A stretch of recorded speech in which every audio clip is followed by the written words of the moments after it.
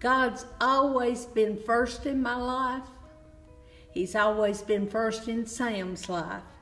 And then Sam comes second, and I come second. And it won't work if you don't put it that way. I accepted the Lord in August before we were married the next July, and so I become involved because she was involved. I got it. Trusting in the Lord. First thing I tell them, I always put the Lord first in your life. And praying, staying in God's Word. You have to rely on God. You cannot rely on each other. You have to just put your whole faith in God. There's never been a better prayer warrior. Yeah, I love everything about her, but she is a sweet, gentle person. She's an understanding person. She's a loving person.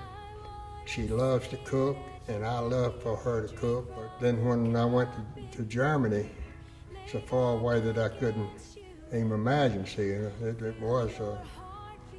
It was bad then. We didn't see each other or speak to each other for 2 years, 4 months, and 10 days, because he was gone that long. And he said if he'd heard my voice, he would have went AWOL. I wore her picture out, looking at it and kissing it when I was in Germany, and I'm sure she done the same thing with mine. I was pregnant when he left to go to Germany, and I miscarried shortly after then.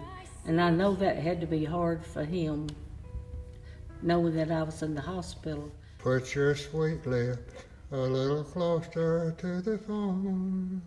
Let's pretend that we're together all alone. Tell the man to turn the jukebox way down low, and tell your friends they're with you, they'll have to go. And did you ever sing that to Ruth while you was on the phone with her? No, we didn't have phones back then, but I sang it to that picture. Describe that first time you saw Ruth at the airport, Charles. How did that feel to run and embrace her? It felt great. My whole heart was just fluttering.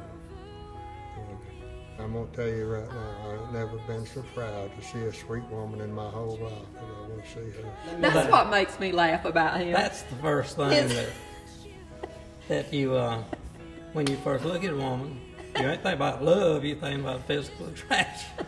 It's just her, you know. So I love the old gal. I just love him. I love everything about him. He's a good man. Yeah, we've told a bunch of stories, ain't we? I'm just so thankful that that I had a wife and mother to my children that would do this. And she loves them even today as much as she did then, and she worries over them now probably more than she did them at that time. And so I just love what she does and putting up with me.